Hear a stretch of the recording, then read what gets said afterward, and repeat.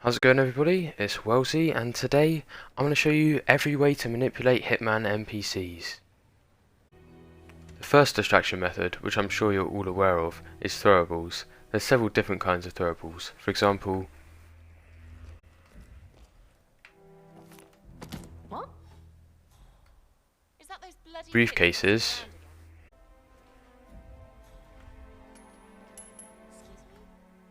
me? coins. Hello? Is anyone there?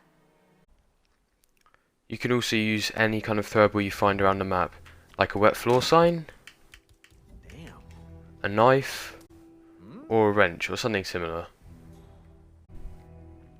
An NPC will come to investigate any kind of throwable sound as long as they don't see you throw it.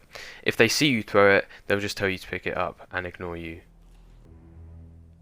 Using throwables is a great way to get NPCs where you want them, to take their disguise or get them out of the way. For example, I can lure this guard in here to try to get his disguise.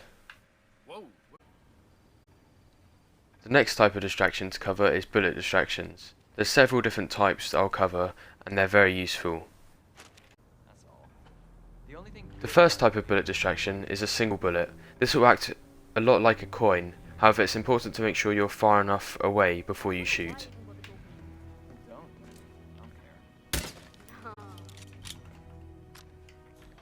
This will distract them and they'll go and investigate, much like a coin. This can be useful to maneuver NPCs that are out of coin reach or when you run out of coins. The next type of bullet distraction is a two-bullet distraction. On civilians, this will make them panic and run to a safe place or inform a guard, but for a guard it will cause them to go into a level 1 panic and they will fan out and look for who shot. If you get seen by these guards, it's likely you'll be suspicious.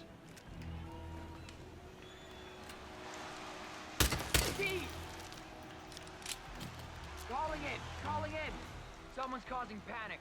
The civilian has gone panicked and he will not be an enforcer, even though I'm in a trespassing area.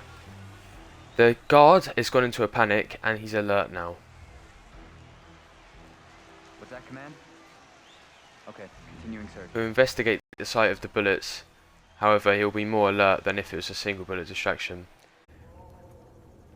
Two bullet distractions are most useful for moving enforcer civilians out of the way. The last type of bullet distraction is a three-bullet distraction. These are the most useful and the most underused. There's a few different ways to do them.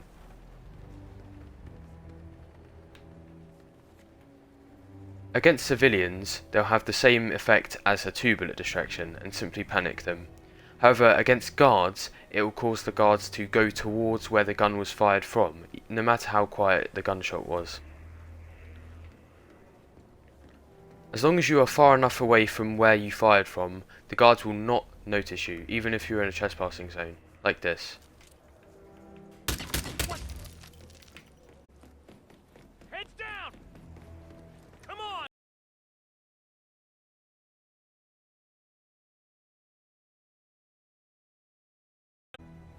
Notice that because I'm away from where I shot from, this guy is no longer an enforcer, even though I'm trespassing here. There are two other equivalent ways to do triple bullet distractions. The first is just to shoot the guard. I'd recommend avoiding this as it can be kind of inconsistent. Make sure not to kill him, obviously, like this.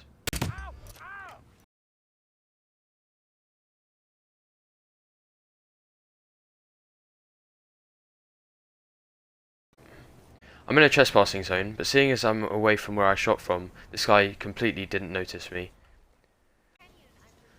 Shooting guards is more likely to get multiple to move. That's the only reason you'd ever do it, or if you're at a further range. The other way to mimic a three-bullet distraction is with an explosion.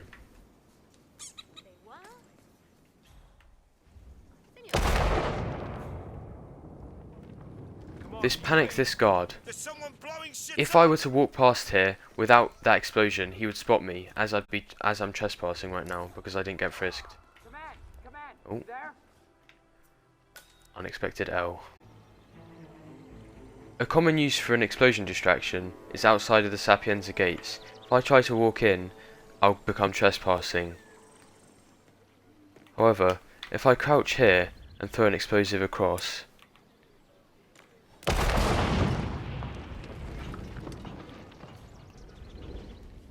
they leave their post to investigate it, and I'm free to enter the mansion.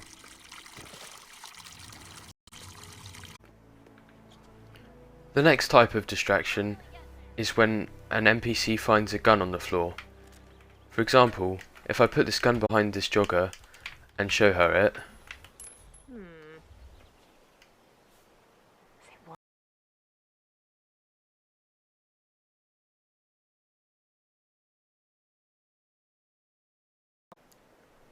she'll inform the guard, and the guard will come and take it away.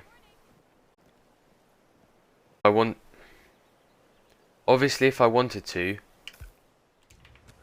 I could distract the guard directly. Okay. What? What's that doing here?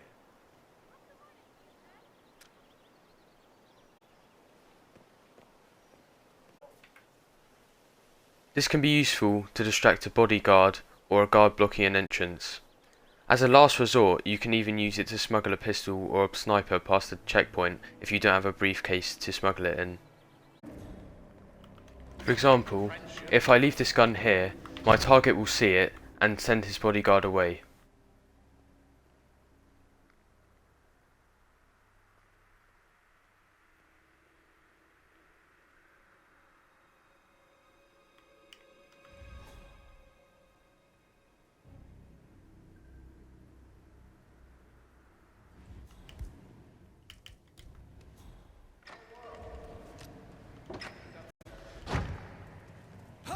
Right there. This can allow for a very easy kill. Providence partners.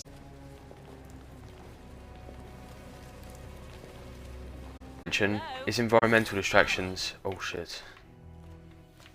She fucking died. Oh. The last type of distraction I want to talk about is environmental distractions. There's several different types. For example, overflowing a sink. It's important to know that the distractions are different. For example, in some cases, people won't hear an overflowing sink. It just so happens that because there's a janitor nearby, he's programmed to hear it. However, if there was only normal NPCs, you might have to do a throwable distraction to get them near. This can be useful for moving NPCs out of the way, or pulling them into places you want to get their disguise.